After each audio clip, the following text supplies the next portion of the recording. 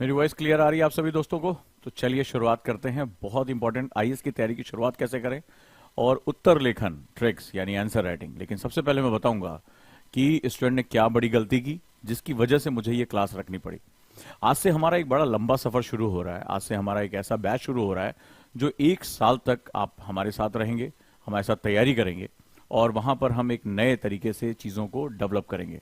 So let's start. हम इसको शुरू करते हैं। लेकिन इस क्लास की जरूरत क्यों पड़ी ये बहुत इंपॉर्टेंट है। क्लास की शुरुआत डिफरेंट टीचर्स करेंगे और वहां से आपके चलेगी, लेकिन 2 दिन मैं आपके साथ रहूंगा और उस कहानी को मैं आपसे बताना चाहता हूं कि आखिर किस वजह से मुझे यहां आना पड़ा।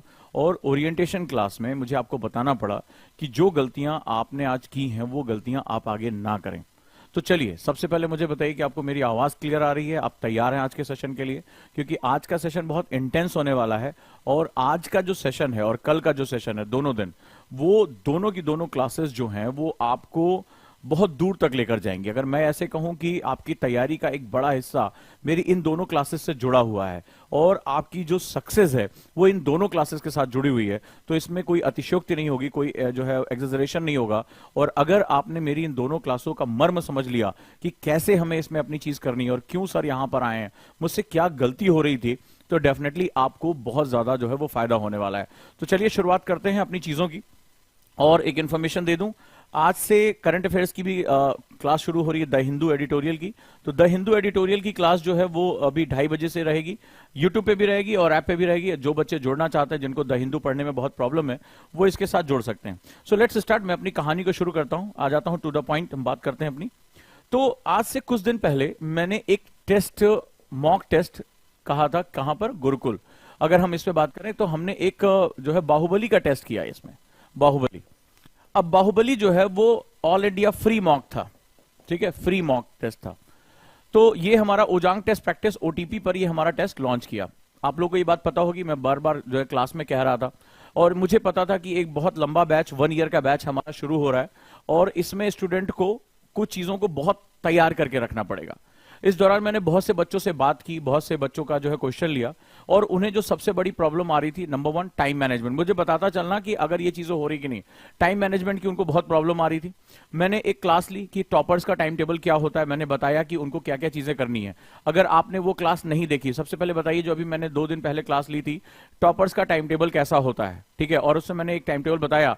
बच्चों ने मुझे मैसेज भी भेजा है कि सर पढ़ने में हालत खराब हो रही है, इतना टाइम लग रहा है। कितने कितने लोगों ने उस वीडियो को देखा? अगर नहीं देखा तो 2 दिन पहले की वीडियो देखें और मैं अपनी टीम से भी कहूंगा कि वीडियो की लिंक आपको जरूर शेयर करते जाएं ताकि आपको वो पता चलता रहे। बहुत इंपॉर्टेंट है कि एक टॉपर जो होता है वो कितने घंटे पढ़ता है। टाइम लॉकिंग के 2 मेथड्स बड़े इंपॉर्टेंट मैंने बताए थे और अगर आपने ध्यान से उस क्लास को देखा होगा, मुझे बताते रहिए कितने लोगों ने वो टॉपर्स की वीडियो देखी। कई बच्चों ने उस पर काम करना शुरू भी कर दिया, बहुत अच्छे मेधावी बच्चे हैं, काम करना उन्होंने शुरू भी कर दिया। अब उसमें मैंने, आपको याद होगा कि मैंने टाइम लॉकिंग के 2 मेथड बताए थे आपको, टाइम लॉक करना कैसे होता है और टॉपर्स इसको करते ही करते हैं। तो उसमें मैंने जब 2 मेथड बताया था तो याद होगा उसमें मैंने कहा था कि एक समय वो आंसर राइटिंग करते हैं, ठीक है, आंसर राइटिंग करते हैं, ये जरूरी है एक टाइम लॉकिंग मेथड में। और दूसरा मैंने आपको बताया था कि वो मॉक जरूर देते हैं, यानी ऑब्जेक्टिव टेस्ट करते हैं, ठीक है। याद है आपको टाइम टेबल में? जल्दी मुझे बताते जाइए चैट बॉक्स में सभी लोग कि अगर आपने उस टाइम टेबल क्लास को फॉलो किया होगा। जो एक आईएएस टॉपर रहा है, जो हमारे 2 स्टूडेंट जो है वो जिनको मैं पर्सनली जानता हूं, एक हमारी टॉपर रही है श्रुति, तो मैं पर्सनली उनका जो उन्होंने कैसे अपने आप को एक सामान्य फर्स्ट अटेम्प्ट में फेल होने के बाद सेकंड अटेम्प्ट में उन्होंने कैसे अपने आप को टॉपर बनाया, वो सीक्रेट मैंने आपको रिवील कर दिया, टाइम लॉकिंग मेथड बता दिया। उन दोनों में अगर आपने ध्यान दिया होगा कि दोनों में मैंने आपसे ये 2 चीजें कही थी कि उनके जो टाइम लॉकिंग है उसमें ये दोनों चीजें इंटीग्रेट है। अब हुआ क्या कि मैंने आपके लिए एक ट्रैप फेंका। मैं ये जानना चाहता था कितने बच्चे वाकई में बहुत सीरियस हैं और कितनी बिगेस्ट गलती करने जा रहे हैं। तो मैंने गुरुकुल बाहुबली का जो है एक टेस्ट सीरीज लॉन्च किया, फ्री था। बार बार क्लास में बताया कि इसके बिना आप आरएसएम यानी रिवर्स स्टडी मेथड आप नहीं जो है वो कर पाओगे। चलिए भाई, बहुत अच्छी बात है।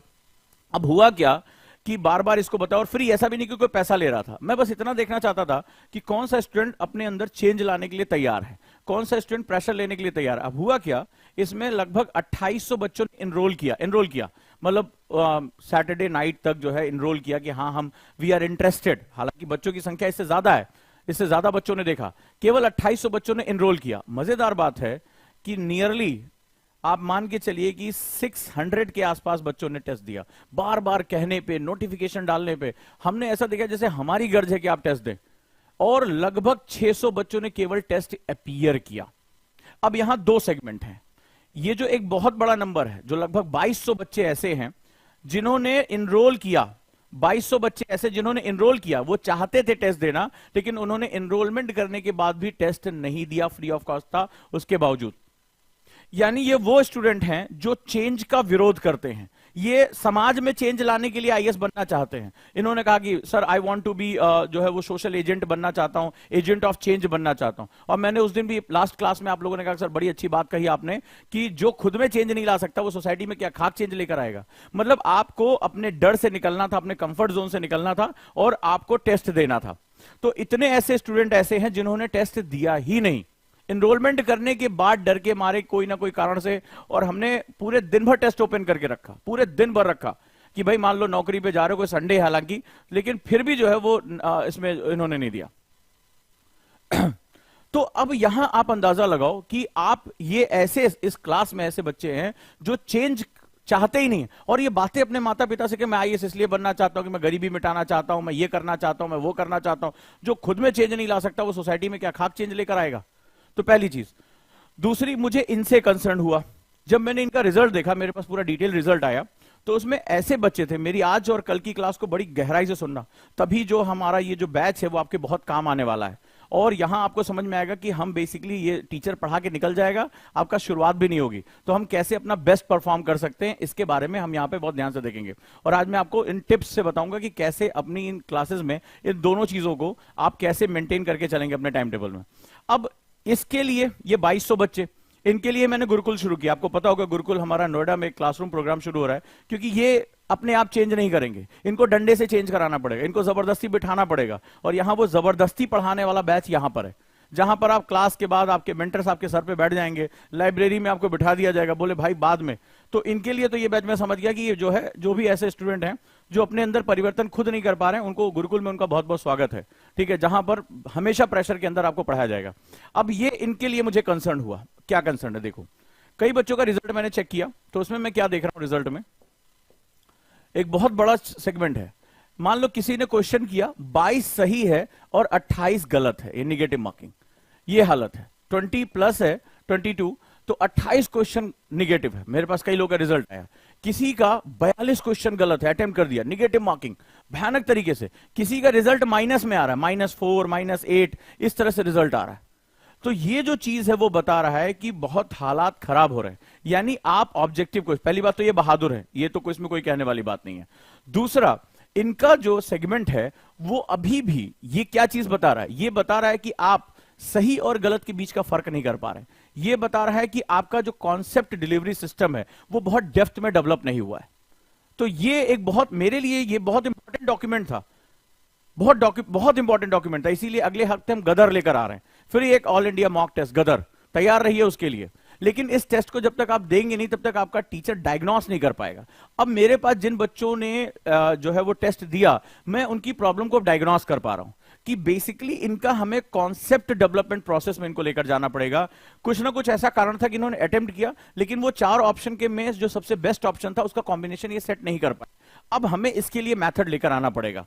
तो यहां पर जो मेरी 2 क्लासेस हैं वो इन्हीं दोनों चीजों के बारे में रहेंगी। अब जरा ध्यान से हम उसको समझते चलते हैं। तो हमारी जो आज की क्लास है वो सबसे पहली क्लास है कि 10 टिप्स फॉर आंसर राइटिंग, यानी आंसर राइटिंग को कैसे इंप्रूव करना है। और अगर आप आंसर राइटिंग अपने जो डेली पढ़ाई है उसमें आप लेकर नहीं आ पा रहे हो, तो आपके लिए आगे संभावना खत्म हो जाएगी, ये बात ध्यान रखिएगा। रीजन क्या है, मैं आपको पहले भी बता चुका हूं कि आंसर राइटिंग के बहुत ज्यादा इंपॉर्टेंस होते हैं, और आज आपको रियल टाइम में आंसर राइटिंग आपको करके दिखाऊंगा। तो आंसर राइटिंग में बहुत ज्यादा इंपॉर्टेंस, लोगों को लगता है कि ये सिर्फ मेंस के लिए होता है। कितने लोगों को ये बात पता है? मुझे कमेंट बॉक्स में बताइए कि मेंस में 1750 नंबर का जो मेंस होता है उसमें आंसर राइटिंग इसके बिना हमारा सिलेक्शन बहुत मुश्किल है, बहुत असंभव है। कई लोगों को ये बात पता होगी, ठीक है। अब जरा ध्यान से समझिए, क्या आप सोचते हैं कि आंसर राइटिंग केवल इतना है? कितने लोग ये सोचते हैं? मुझे कमेंट बॉक्स में बताएं कि आंसर राइटिंग से ही 1750 नंबर, यानी कि जो आपकी सिलेक्शन का बेस है वो ही केवल आपको मिलता है। कितने लोग ये सोचते हैं? हाँ जी बताएं, कितने लोग ऐसा सोचते हैं? गलत है। अब बताता हूं, इसका संबंध आंसर राइटिंग का प्री से है। जी हाँ, आप कहोगे सर आंसर राइटिंग का संबंध प्री से क्या कहना क्या चाह रहे हो? ठीक है, और ये मैं आपको डाटा के बेस पे कह रहा हूं, बहुत मैजिकल चीजें आज और कल की क्लास किसी हालत में मत छोड़ना। फिर आगे हम जो है वो सब्जेक्ट जब शुरू करेंगे परसों से, तो फिर वो यहां आपको बहुत मजा आने वाला है। ठीक है, अब जरा ध्यान से देखें, जब हम प्रीलिम्स की बात करते हैं तो प्रीलिम्स में इन बच्चों ने क्वेश्चन गलत क्यों किया? क्योंकि इनके जो कॉन्सेप्ट थे, ठीक है, वो क्लियर नहीं थे, कॉन्सेप्ट क्लियर नहीं थे। कॉन्सेप्ट क्लियर क्यों नहीं थे? आप में से कितने लोगों ने जो है वो बाहुबली का टेस्ट दिया था, मुझे बताएं कितने लोग अपीयर हुए और जिनके क्वेश्चन गलत हुए? उन्होंने देखा होगा कि अचानक से उनको ऐसा लगा कि उनको चीजें याद नहीं आ रही हैं, पढ़ी थी लेकिन वो एग्जैक्टली नहीं याद आ रही थी। एग्जैक्टली मतलब टू द पॉइंट हमें जो है वो नहीं समझ में आ रहा था कि एग्जैक्टली वो ग्रैस्प नहीं कर पा रहे थे, या वो एनालिटिकल स्किल में इंफॉर्मेशन को तोड़ नहीं पा रहे थे या जोड़ नहीं पा रहे थे, कुछ ऐसा हुआ था। कितने लोगों ने दिया मुझे बताएं? तो जो जिनके क्वेश्चन गलत हुए वो ऑब्जेक्टिव क्वेश्चन में इंफॉर्मेशन को कलेक्ट नहीं कर पा रहे थे। यहीं पर मैं तुम्हें आंसर राइटिंग प्रैक्टिस के बारे में बात करूंगा कि आंसर राइटिंग तुम्हें प्री में बहुत हेल्प करने वाला है। कैसे? बेसिकली आंसर राइटिंग सिर्फ मेंस की राइटिंग नहीं होती है, this is the best method of revision.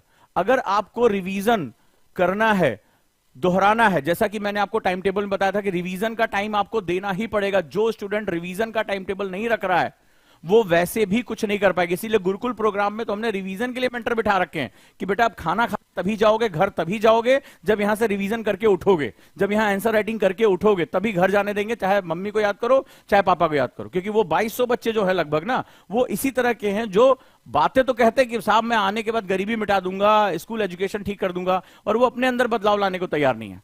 अब जरा ध्यान से समझिएगा, आंसर राइटिंग बेस्ट मेथड होता है रिवीजन का, लेकिन दूसरा आंसर राइटिंग बेस्ट मेथड होता है एनालिटिकल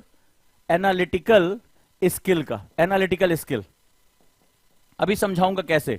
अगर आपको अपने अंदर, कितने लोगों ने ये वर्ड सुना है कि आईएएस ऑफिसर के अंदर एनालिटिकल स्किल होती? याद है जब मैंने कुछ दिन पहले वीडियो बनाई थी और उसमें मैंने केस स्टडी एक आईएएस की दी थी, और मैंने चैट जीपीटी की जब मैंने एक वीडियो बनाई थी, आप में से कई लोगों ने देखा भी होगा कि जब चैट जीपीटी ने, जो आज की डेट में बहुत एडवांस आर्टिफिशियल लर्निंग है, वो उसने जब यूपीएससी का एग्जाम दिया तो फेल हो गया, तो उसने खुद कहा कि मेरे पास पूरी दुनिया का नॉलेज है लेकिन एनालिटिकल स्किल जो है वो यूपीएससी कैंडिडेट्स के लिए बहुत इंपॉर्टेंट होता है।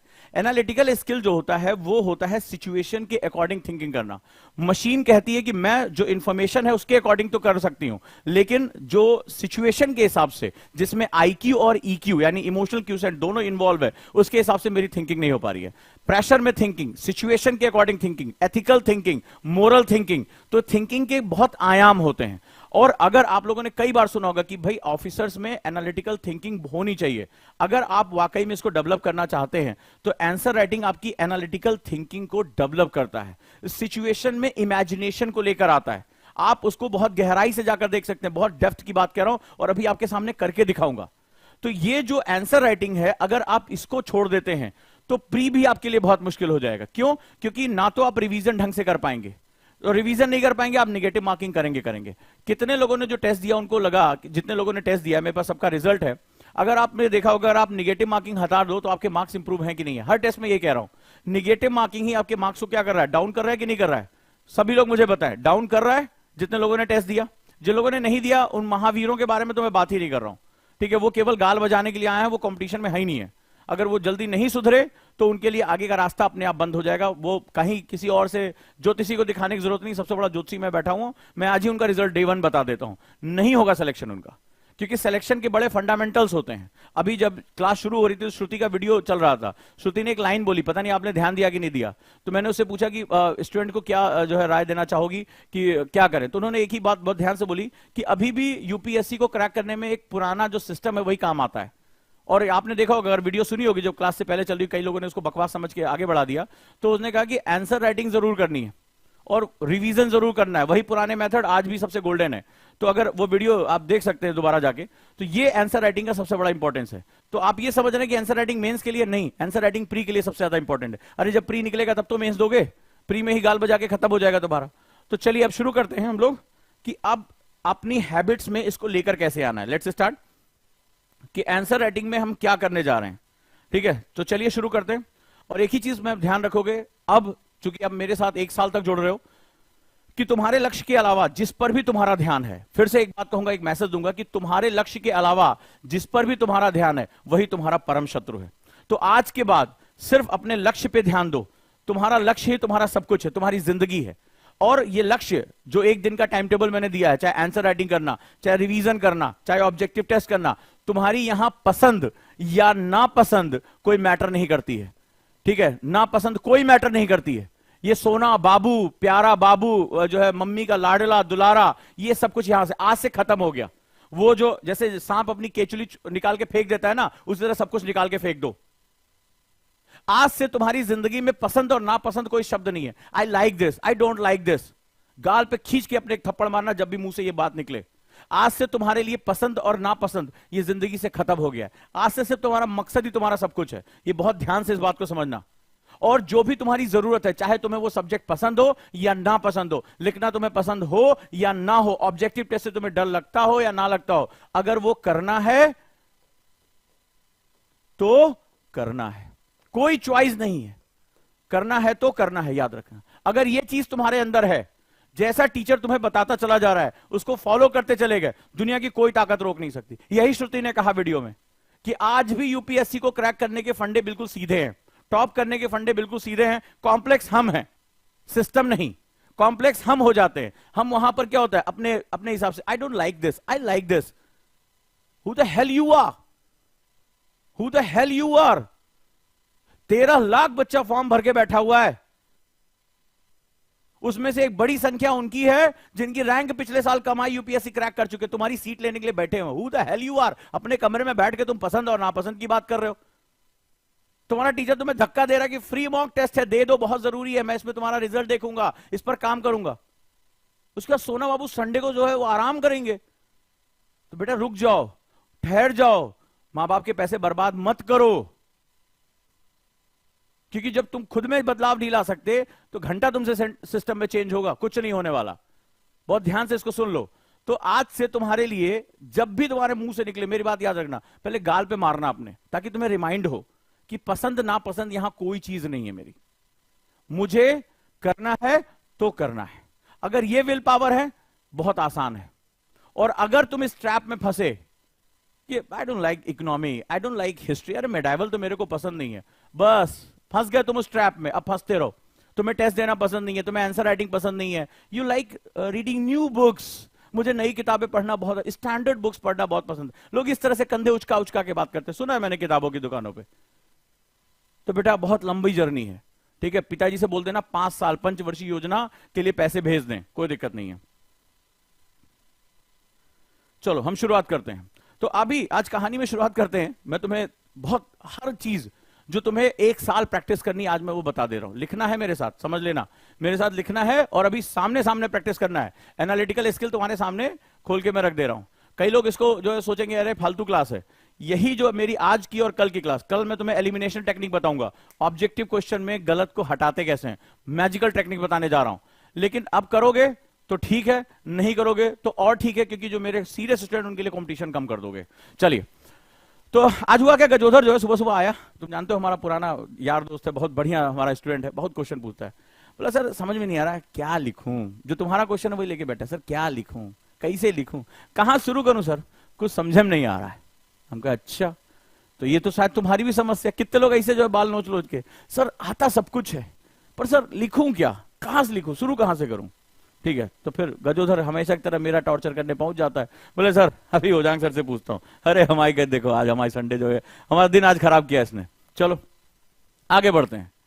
Hello sir, it is necessary to practice answer writing in UPSC. अब क्वेश्चन पहला पूछ लिया जैसे तुम पूछते हो, कह रहा है कि सर जब हम सब कुछ पढ़ ही लिए हैं, हमें सब कुछ आता है, हम बिपिन चंद्रा पढ़ लिए, लक्ष्मीकांत पढ़ लिए, तो क्या sir answer writing practice necessary है, मतलब इसके बिना काम नहीं चलेगा क्या। सर पढ़ तो लिए हैं ना, नोट्सवा भी याद कर लिए हैं, तो sir is it necessary. Necessary word क्या होता है, नेसेसरी मतलब होता है इसके बिना काम नहीं चलेगा। अब पूछा इज इट सर यूपीएससी में, मैंने कहा हाँ भैया गजोधर बहुत जरूरी है, बहुत जरूरी है, ये one of the key component है। अगर की कंपोनेंट का मतलब क्या होता है, की कंपोनेंट का मतलब इसके बिना सफलता संभव ही नहीं है। One of the key component of the UPSC exam की ये सबसे जरूरी स्किल्स में से एक है। बोला अच्छा सर ऐसा क्या, हम तो सोचे थे हम सब पढ़ ही लेंगे। बट बोला सर ये बताइए हम बहुत कंफ्यूज हैं, ठीक है बहुत कंफ्यूज हैं, please sir tell me the way so that I can do answer writing easily and well. कि सर हमें बताइए कि हम बहुत कंफ्यूज हैं, कैसे लिखें, हम क्वेश्चनवा नहीं समझ पाते हैं, उसका जो है हम समझ नहीं पाते कि क्वेश्चन कैसे पढ़ें, कीवर्ड कैसे निकालें, फ्रेम कैसे करें। अब सर हम नए नए हैं, हम कैसे इतना जो है गंभीर आंसर लिखे। हमने कहा रुको, अब हम तुम्हें बताते हैं कुछ ऐसे 10 ट्रिक्स, ऐसी 10 टिप्स मैं देने जा रहा हूं जिसकी बदौलत सभी स्टूडेंट बेहतरीन आंसर लिख सकते हैं। बोलो, लिखना चाहते हो हां या ना? डे 1 से आंसर राइटिंग करना चाहते हो हां या ना? ओटीपी में जो इतने क्वेश्चन दिए हैं, अभी और असाइनमेंट आने जा रहे हैं, पहले दिन से ही आपकी आंसर राइटिंग शुरू हो जाएगी। करना चाहते हो हां या ना? जल्दी मुझे बताओ, जल्दी बताओ, कितने लोग बढ़िया आंसर राइटिंग करना चाहते हैं?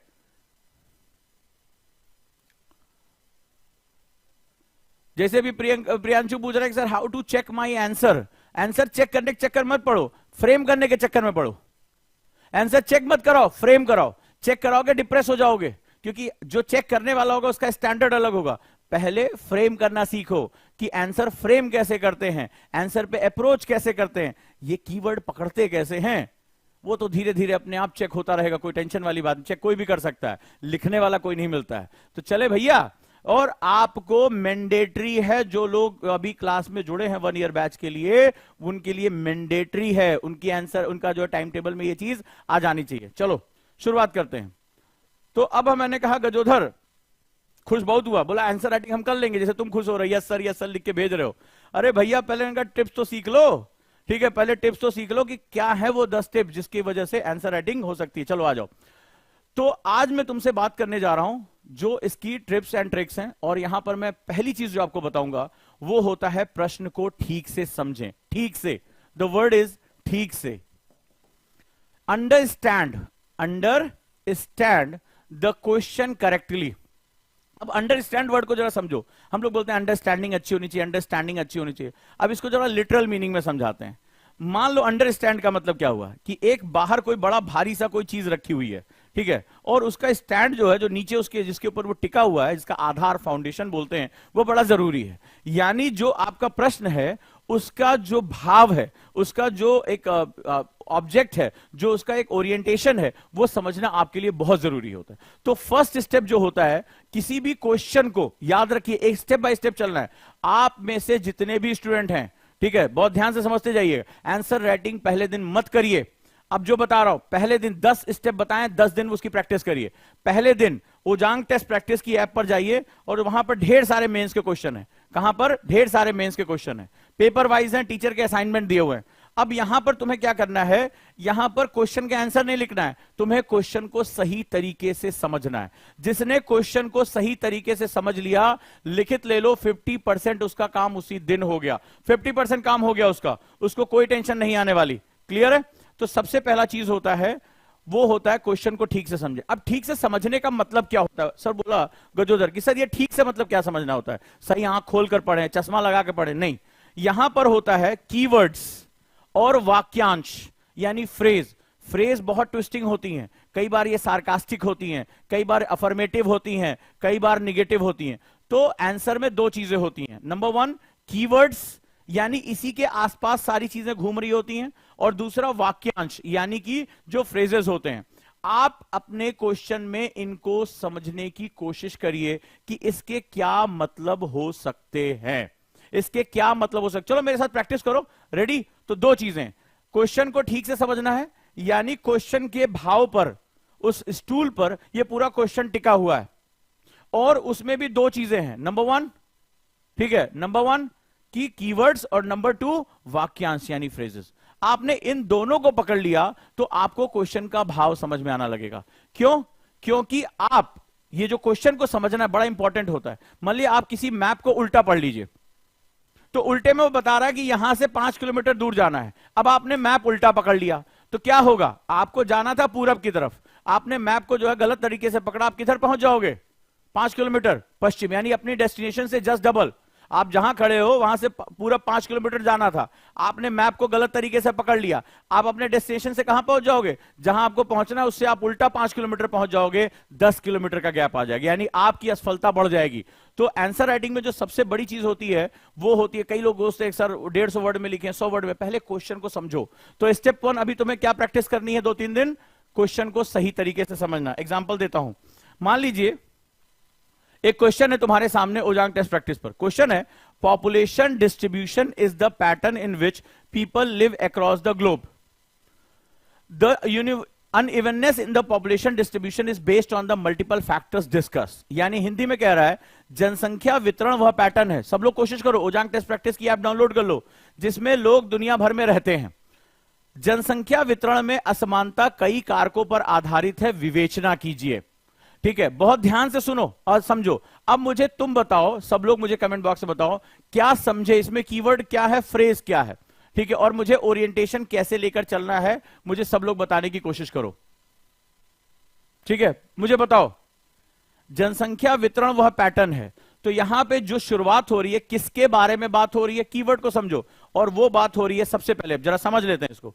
सबसे पहले जो हमारी बातचीत हो रही है, वो हो रही है जनसंख्या वितरण पर।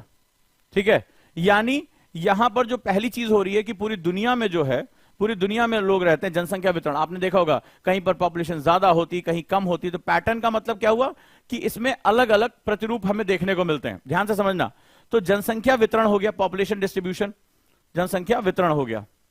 अब कहता है कि ये इस वितरण में असमानता है। पैटर्न का मतलब कहीं पर ज्यादा है, कहीं कम है, हिमाचल प्रदेश में कम है, दिल्ली में बहुत ज्यादा है। तो कहता है कई कारक पर निर्भर है। तो इस क्वेश्चन का जो सबसे कीवर्ड है वो क्या है, वो कहता है जनसंख्या वितरण में असमानता के कारक, असमानता के कारक। पहला, आपको क्वेश्चन से परिचित कराने के लिए, क्वेश्चन को इंट्रोड्यूस करने के लिए कह रहा है, population distribution is the pattern in which people live across the globe. इसने क्या किया, एक अफर्मेटिव सेंटेंस के रूप में डाल दिया, यानी आपको क्वेश्चन से परिचित करा दिया। अब तुमसे कह रहा है कि उन कारणों पर जो है वो असमानता कई कारणों पर आधारित है, इसकी विवेचना कीजिए। अभी इसको लिखना कैसे बाद में बताऊंगा। फ्रेज वर्ड क्या कह रहा है, विवेचना कीजिए। फ्रेज क्या है इसमें, जो बात कह रहा हूं विवेचना, यानी इसको क्या करना है, डिस्कस करना है, इसको एक्सप्लेन करना है। ठीक है, अगर यहीं पर क्या होता, आलोचना कर कोई क्वेश्चन होता है, इसमें आलोचना करनी है, समालोचना करनी है, तो उसमें क्वेश्चन का पैटर्न बदल जाएगा।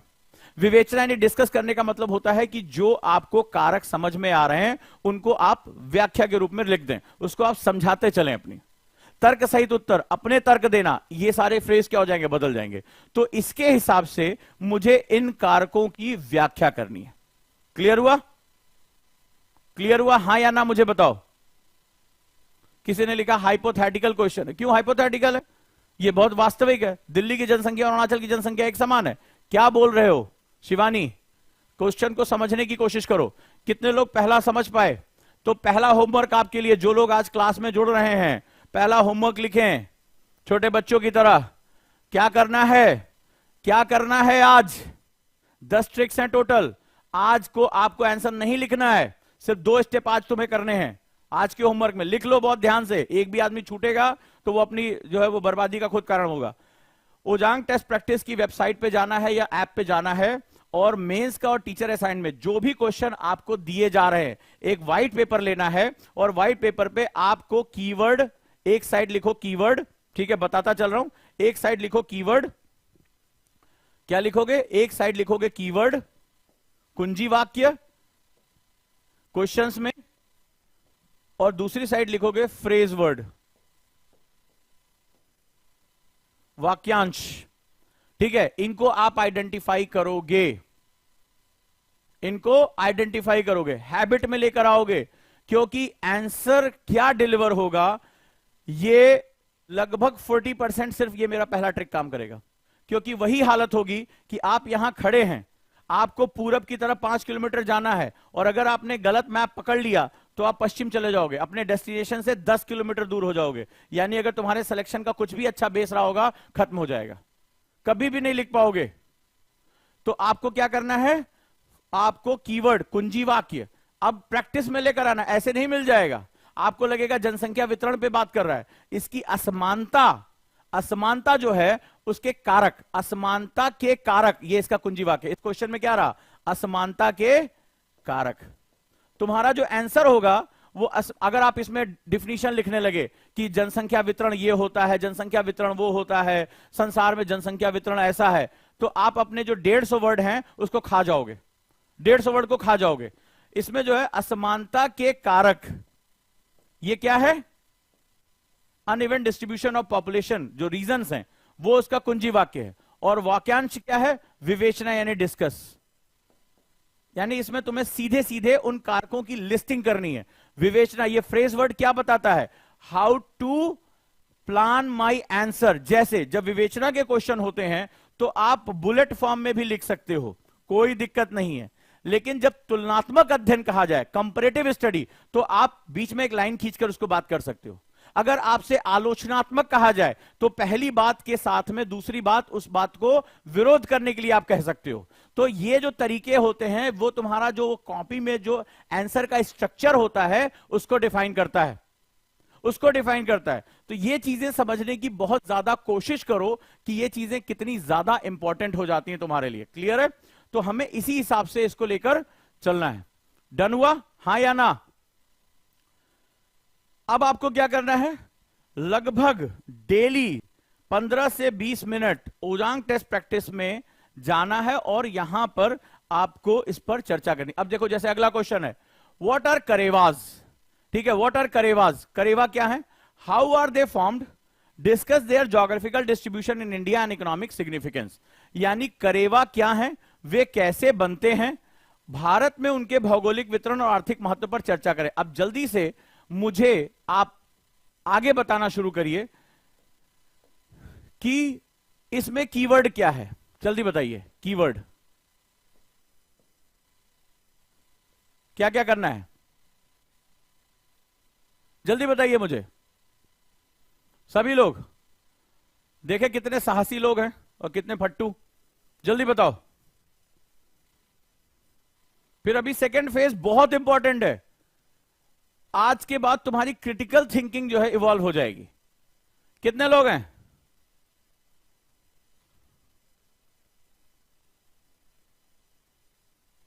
कितने लोग हैं?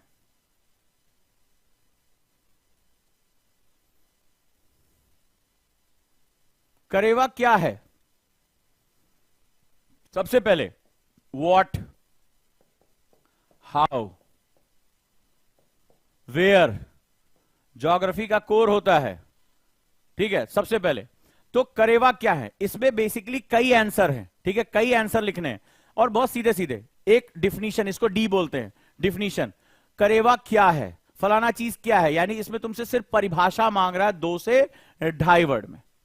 तो हिम आच्छादित मिट्टी जो है वो करेवा है, जो कश्मीर में पाई जाती है। कैसे बनते हैं? ठीक है, तो करेवा की डिफिनीशन के साथ उनके बनने की प्रक्रिया। इसके बाद हाउ, उनका भौगोलिक वितरण यानी ज्योग्राफी में वो कहां, वेयर, ठीक है, वो कहां पाए जाते हैं। और इनके आर्थिक महत्व, जैसे मान लो केसर की खेती के लिए, जाफरान की खेती के लिए one of the best thing है, तो इनका आर्थिक महत्व पे चर्चा करिए। तो आप क्या देख रहे हैं? और अगला जो इसमें फ्रेज वर्ड है, कीवर्ड, इसमें कौन कौन से? जल्दी मेरे साथ बनाइए। कीवर्ड कौन कौन से? जल्दी से मेरे साथ शुरुआत हो जाइए। चलिए देखते हैं कितने हमारे महान लोग हैं। तो कीवर्ड क्या है? जल्दी से मेरे साथ। Keyword, phrase word. देखिए कितने लोग प्रैक्टिस करते हैं। आंसर लिखने के लिए नहीं कह रहा हूं, नहीं आपको पता है, आप पहले क्वेश्चन को तोड़ना सीख जाओ। तो सबसे पहले तुमसे डी पूछा जा रहा है, डिफिनीशन, परिभाषा, करेवा क्या है, सो व्हाट हो गया। ठीक है, सीधे उसके बारे में। और इसमें जितना तुम कॉम्पैक्ट लिखोगे, और याद रखना सबसे ज्यादा फंसाने वाला क्वेश्चन यही होता है, सबसे ज्यादा फंसाने वाला। क्यों? क्योंकि एग्जामिनर इस डी पर सबसे ज्यादा मार्क्स देता है, सबसे पहले इसके डी पे मार्क्स देगा। डी का मतलब क्या हुआ? डिफिनीशन। अगर डिफिनीशन कभी भी अलग अलग नहीं हो सकती, कुछ अंदाजे से लिख दो। जो भूगोल की किताब में करेवा क्या है इसके बारे में अगर जो लिखा गया है, जो भौगोलिक डिक्शनरी में है, अगर आप उसको एज इट इज लिख देते हैं, बस भैया उठा के तड़ाक से मार्क्स देता है। और अगर आपने जरा, वो जैसे कॉलेज में नहीं लिखते थे, कुछ भी लिख दो यार, बी कॉपी भर दो, सी कॉपी भर दो, अगर आपने गलती से वो कर दिया तो यहीं पर वो तुम्हारे पूरे आंसर को खा जाएगा। आगे उसका मूड सेट हो चुका है कि ये भैया बहुत बड़ा जो बकैत है आ गया है, अब इसका जो है निपटारा हमें करना है। दूसरा क्या कह रहा है? डिफिनीशन, इसको डी बोलते हैं, लिख लो इसे, कोटिंग डी। तो अगर जहां तुम्हें किसी क्वेश्चन की परिभाषा मिल जाए और अगर वो क्वेश्चन तुम्हें उसकी परिभाषा याद है, बस ये समझ लो कि बढ़िया जो है वो तुम्हें अब दबा के नंबर मिलने वाले हैं, अगर तुम उसको उसी फ्रेम में कर ले गए। दूसरा क्या कह रहा है? कहां पाए जाते हैं, करेवा बनते कैसे हैं, उसकी प्रोसेस पूछ रहा है। तो प्रोसेस भी आपको क्या करना है? प्रक्रिया लिखनी है कि करेवा बनने की प्रक्रिया कैसे होती है, उसमें कैसे जो है हिम मिलता है, मिट्टी में, सॉइल में जो है वो फॉर्मेशन होता है, क्या क्वालिटी होती है। फिर पूछ रहा है कहां, वेयर इसकी भौगोलिक स्थिति, और जब कहां को, चूंकि क्या है, कहां का मतलब हो गया मैप, ज्योग्राफी का क्वेश्चन है ये, मैप हो गया। अगर तुम में से कोई भी स्टूडेंट अगर फ्री हैंड मैप कश्मीर का बनाया, करेवा का जो है एक सेगमेंट डील कर लिया, अगर आपने उसको पेंसिल से या पेन से फ्री हैंड ड्राइंग बना दी, सबसे ज्यादा मार्क्स यहां के बाद सीधे यहां मिलने वाला है। सबसे ज्यादा मार्क्स यहां मिलने वाला है। मैं तुम्हें आंसर राइटिंग का सबसे बेस्ट मेथड बता रहा हूं कि अगर कहां आ गया है और अगर आपने उसमें फ्री हैंड ड्राइंग बना दी, चाहे वो कोई आईआर का क्वेश्चन हो, भैया यहां लड़ाई हो रही है, यहां ये चीज है, ये प्रेरी प्रदेश है, यहां पर जो है वो आतंकवाद है, यहां तुर्की में भूकंप आया, अगर आपने यहां पर मैप फ्री हैंड ड्रॉ कर दिया तो ये मार्क्स और ये मार्क्स तुम्हारा पूरा आंसर संभाल ले जाएंगे, पूरा आंसर संभाल ले जाएंगे। आप लिख रहे हो कश्मीर में है, फलाना जगह है, ढिकाना जगह है, उसकी साथ कोने में एक छोटा सा मैप बनाया, डॉट डॉट डॉट डॉट मारा, ऊपर लिख दिया करेवा के लिए फर्टाइल सॉइल है करेवा का क्षेत्र, और वहां मैप बना के आगे उसके 2-4 पॉइंट लिख दिए, एकदम थाली में परोस के नंबर देगा। और अगला चीज है इसका महत्व, यानी इसकी आर्थिकी के बारे में, ठीक है, किस तरह की खेती होती है, बाजार मूल्य क्या है, वो इसके महत्व यानी इंपॉर्टेंस के बारे में, ठीक है। अब इसमें क्वेश्चन में क्या पूछा, फ्रेज वर्ड क्या है, कह रहा है चर्चा करें। चर्चा का मतलब होता है क्या क्या इसकी संभावना, ऐसा नहीं कि जाफरान की खेती करने वाले जो है उनको बहुत ज्यादा पैसा मिल रहा है, आतंकवाद पुलवामा क्षेत्र हो गया, या आगे क्षेत्र में जाओगे तो वहां पे जो है उसको बाजार ही नहीं मिल रहा, आतंकवाद का छात्र। लेकिन चर्चा में क्या होता है कि जो संभावनाएं हैं, जो डिस्कस है, इकोनॉमिक सिग्निफिकेंस का डिस्कशन करना है आपको कि ऐसा ऐसा हो सकता है, तो विस्तारित रूप से आप उसको बताने की कोशिश कर रहे हैं, तो क्या हो गया, चर्चा। वो हो रहा है नहीं हो रहा है इससे तुम्हें कोई मतलब नहीं है, आपको उस पर चर्चा करनी है कि ये जाफरान का जो है विश्व बाजार में मूल्य इतना है, इतना ज्यादा जो है, भले चाहे वहां के किसानों को उसका फायदा मिल रहा और नहीं मिल रहा, दैट्स अ डिफरेंट थिंग, क्योंकि वो क्षेत्र आतंकवाद से प्रभावित रहा है बहुत लंबे समय से।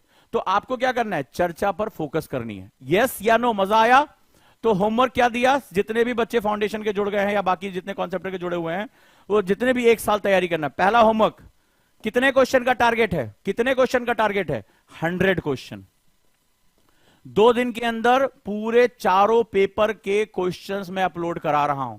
सारे टीचर, ठीक है, सारे टीचर जो आएंगे वो 1 दिन पहले अपना असाइनमेंट टीचर असाइनमेंट सेक्शन में अपलोड कर देंगे। आपको क्या करना है, डेली प्रैक्टिस करनी है। ओजांग टेस्ट प्रैक्टिस की ऐप आपके मोबाइल में होनी ही चाहिए। पहला हो गया, चलो आ जाओ दूसरे पे। यस या नो, यहां पे कितने लोग, कितने क्वेश्चन, 100 क्वेश्चन। आंसर लिखो चाहे ना लिखो, अभी धीरे धीरे सिखाऊंगा, लेकिन सभी के लिए कीवर्ड फ्रेज, कीवर्ड फ्रेज, हां या ना, इसको क्रक्स पे लेकर जाओ। इसमें डिफिनीशन क्या है, प्रोसेस क्या है, इसमें सिग्निफिकेंस क्या पूछ रहा है। महत्व का मतलब क्या होता है, सिग्निफिकेंस होता है। अभी एक वर्ड आएगा इवेल्युएट, मूल्यांकन करना कि सही है या गलत है, वो और क्रिटिकल हो जाता है।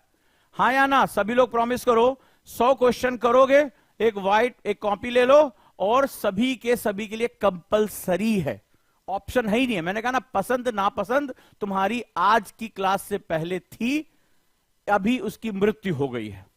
अभी हाल ही में खबर आई है, रेस्ट इन पीस। तुम्हारी पसंद नापसंद का मुझसे कोई फर्क नहीं पड़ने वाला है, यहां जो करना है वो करना है। तो जिसका जिसका 100 क्वेश्चन पर ये दोनों काम हो जाए, keyword and phrase, keyword and phrase, bar bar question करो, और हर क्वेश्चन को कम से कम 2 बार करना है। एक बार लिखो the first attempt keyword and phrase, फिर उसको थोड़ी देर बाद दोबारा कोशिश करो, देखो क्या मैं और बारीक कर पाया हूं।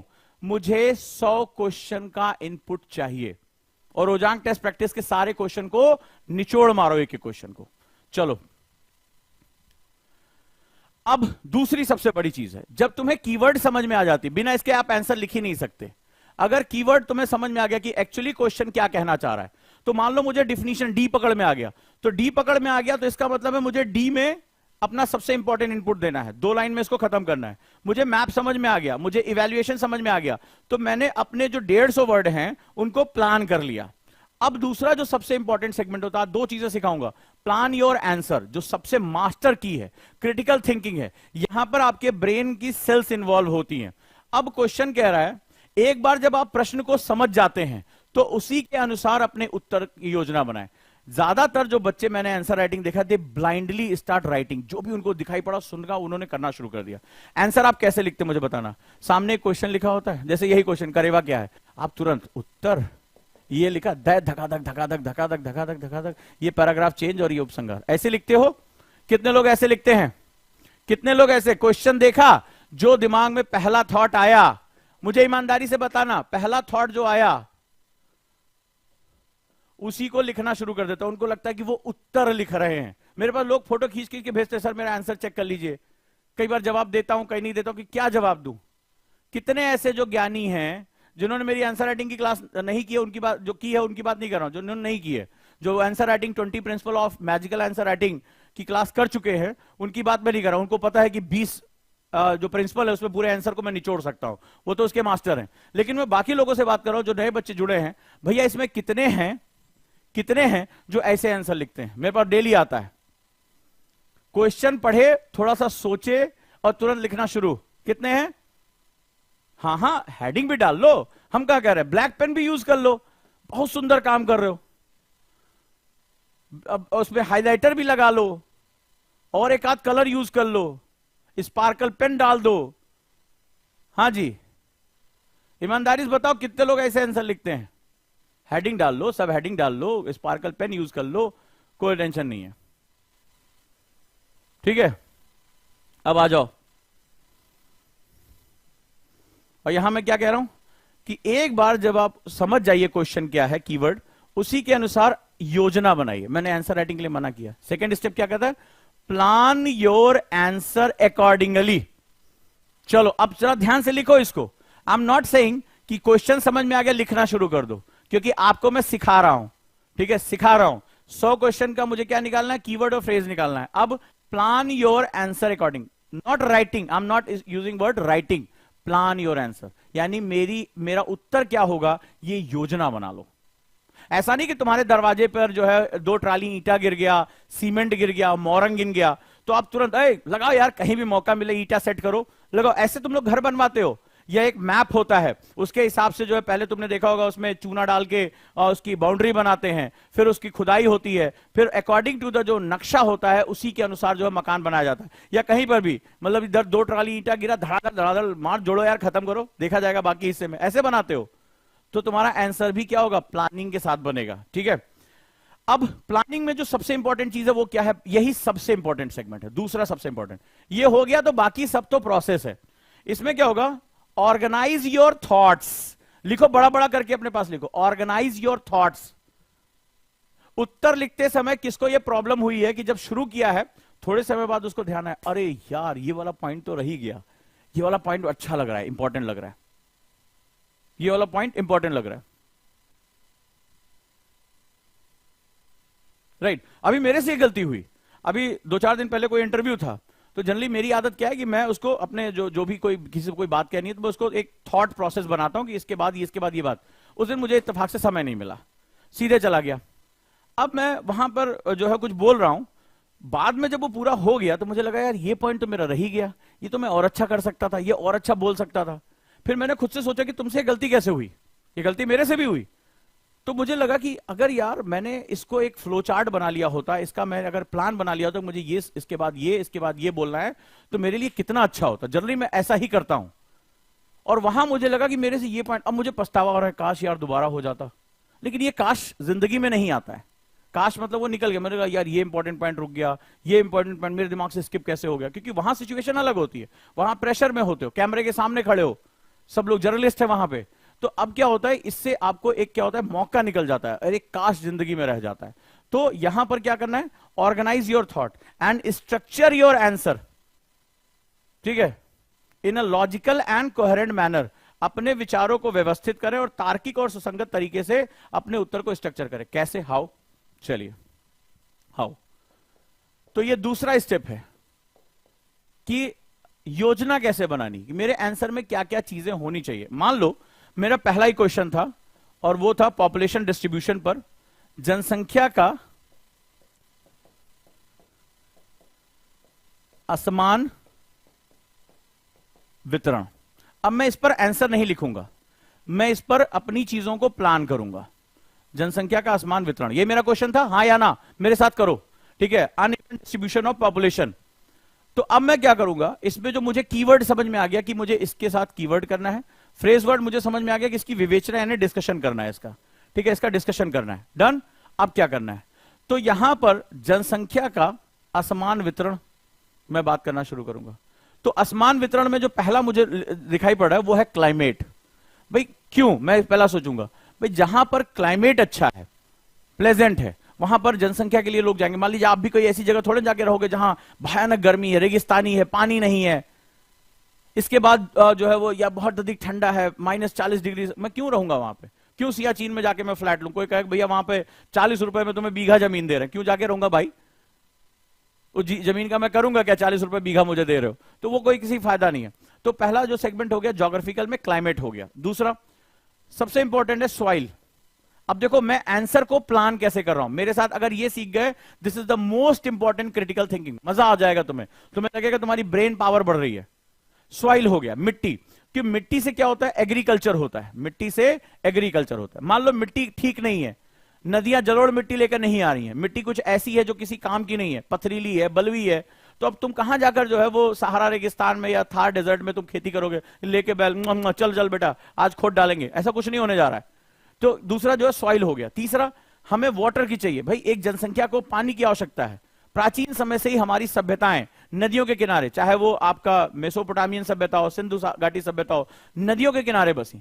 क्योंकि नदियों से क्या होता है, वाटर जो होता है वो तुम्हारे एग्रीकल्चर, वो तुम्हारे ड्रिंकिंग वाटर, और इसके साथ साथ नेविगेशन यानी व्यापार के लिए मुझे आने जाने में भी ये क्या काम करता है? सहायता करता है।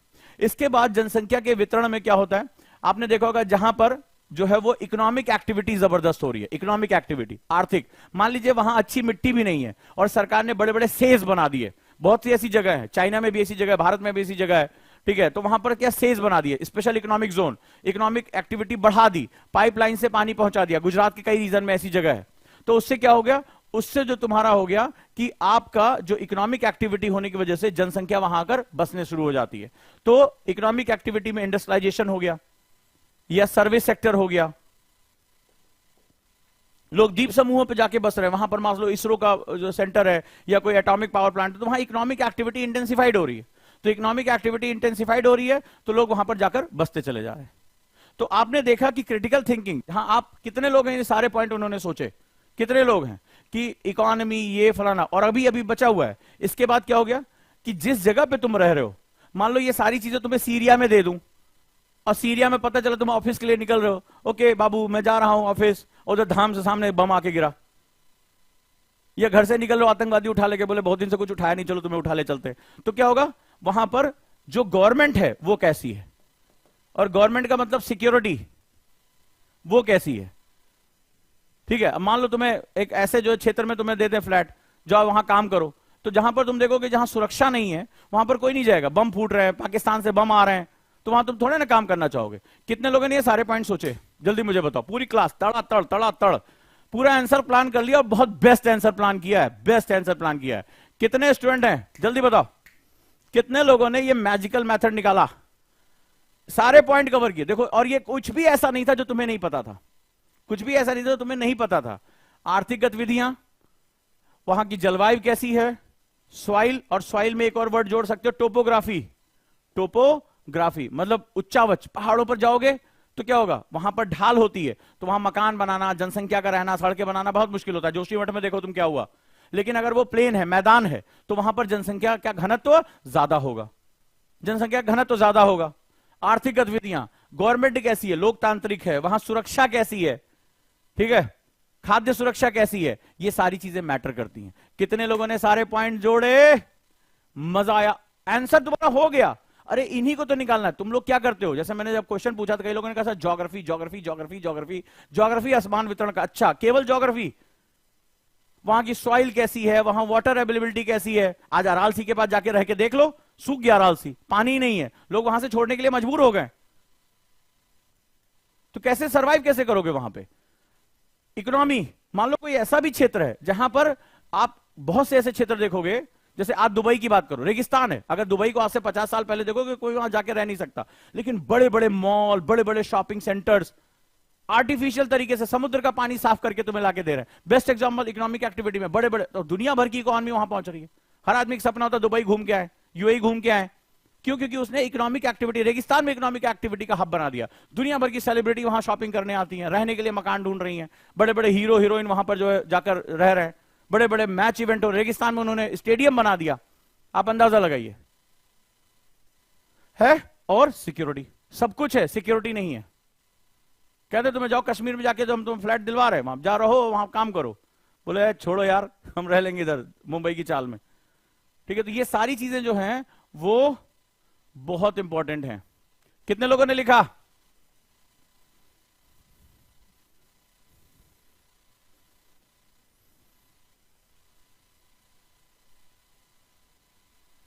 अब अगर तुमने ये सीख लिया, अगर मैं फिर से कह रहा हूं, अगर तुमने ये सीख लिया तो तुमने कैसे इतने पॉइंट्स निकाले। जितने ज्यादा तुम्हारे पॉइंट्स होंगे, यूपीएससी उतने ही ज्यादा मल्टी डायमेंशनल अप्रोच पर आपको मार्क्स देता। अगर तुम सोचो कि केवल तुम ज्योग्राफी या क्लाइमेट पे लिखते रहते, लिखो, उसमें तुम अपना कलेजा निकाल के दे दो, लेकिन वो ज्योग्राफी के लिए अगर उसने 10 में से 2 मार्क्स डिफाइन किए हैं तो तुम्हें केवल 2 मार्क्स ही देगा। तुम अपना कलेजा निकाल के रख दो, ज्योग्राफी ज्योग्राफी ज्योग्राफी करते रहो, पूरा मारो, इधर से ज्योग्राफी, उधर की ज्योग्राफी, हिमाचल की ज्योग्राफी, अरुणाचल की ज्योग्राफी, सब लिख दो, वो तुम्हें देगा 2 ही मार्क्स। तो तुम्हें 10 में से 2 मार्क्स मिलेंगे, क्योंकि इसने इस कीवर्ड के लिए केवल 2 मार्क्स रखे थे। तुमने बेस्ट अपना लिखा, लेकिन तुम्हें 10 में से तुम्हारा सिलेक्शन नहीं होगा। उसको ये चाहिए कि किसी भी एक चीज में, यूपीएससी है मेरे बाबू, ये तुम्हारे जो है वो कॉलेज का एग्जाम नहीं है जहां 5 साल का रट्टा मार के और तुम पास हो जाओगे। बहुत से कॉलेज में होता होगा ऐसा, ठीक है, अन्य कारणों में भी लिख सकते हो, लेकिन जब तुम ये कारण लिखना शुरू करोगे, बहुत से लोग इस कारण को कंसीडर ही नहीं कर रहे, क्योंकि उनको जो एग्जामिनर वो देखना चाहता है कि वर्तमान समय में जो जियोपॉलिटिकल सिचुएशन चेंज हो रही है उसको तुम कितना समझ पा रहे हो। अब भाई कहीं पर आप तो देखो, कितने लोग, जब आपने इराक वॉर हुई, ईरान वॉर हुई, तो कितने लोग मजबूर हो गए छोड़ने के लिए। याद है वो बच्चे की जो लाश पूरी दुनिया में चर्चित हुई थी, जो भूमध्य सागर मेडिटेरियन सी को क्रॉस करते समय पूरी दुनिया के सामने जो मानवता का एक ऐसा दुर्दरान चेहरा आया था, वो कितना वायरल हुआ था। तो कितने हजारों लाखों लोग अपना घर छोड़कर भागना पड़ा। जब आईसिस ने कब्जा कर लिया, कितने लोग मार दिए गए वहां पे। वहां तुम सोच सकते हो कि वहां इकोनॉमिक एक्टिविटी होगी, जनसंख्या वहां कैसी होगी। तो ये चीजें वो एग्जामिनर चाहता है कि क्या तुम करंट में अपडेट हो, क्या जियोपॉलिटिकल सिचुएशन तुम्हें समझ में आ रही, कि सब कुछ होने के बावजूद। सीरिया बहुत प्राचीन सभ्यताओं में से एक है, लेकिन आज तुर्की में भूकंप आया, सीरिया में भूकंप आया, सीरिया में यूनाइटेड नेशन हाथ जोड़ता रहा कि हमें मदद पहुंचाने दो, मदद नहीं पहुंचाने दे रहे वहां के लोगों को। तुर्की में भारत ने ऑपरेशन दोस्त में तुरंत के तुरंत मदद पहुंचा दी। क्यों? सरकारों का अंतर है। तो government and security also very important consideration जनसंख्या वितरण के लिए, सिर्फ भूगोल नहीं है ये। तो अगर तुम इससे निकलकर कुछ उसको नया दोगे ना, तो जो 14,000 बच्चे मेंस लिख रहे हैं उसमें तुम्हें वो एक्स्ट्रा नंबर दे देगा, वो 2 यहां दे देगा, 2 यहां दे देगा, 2 यहां दे, जो तुम्हें चाहिए तुम्हें मिल जाएगा। तुम बढ़िया चौड़े होकर अपना बढ़िया जो है सिलेक्शन निकाल लेगा। लेकिन इसके लिए तुम्हें प्रोसेस चेंज करना पड़ेगा। इसीलिए मैंने कहा डायरेक्टली आंसर अभी अटेम्प्ट नहीं करना है। तो होमवर्क बहुत बड़ा दे दिया है मैंने। क्या दिया है होमवर्क? पहला 100 क्वेश्चन का कीवर्ड और फ्रेज। अभी 8 पॉइंट और बाकी है मेरे भाई, ये चलेगी क्लास, ये चलेगी क्लास। अभी 8 पॉइंट बहुत इंपॉर्टेंट है। तो तुम्हें क्या करना पड़ेगा? पहला काम तुम्हें करना पड़ेगा ओजांग टेस्ट प्रैक्टिस। किसके किसके पास है?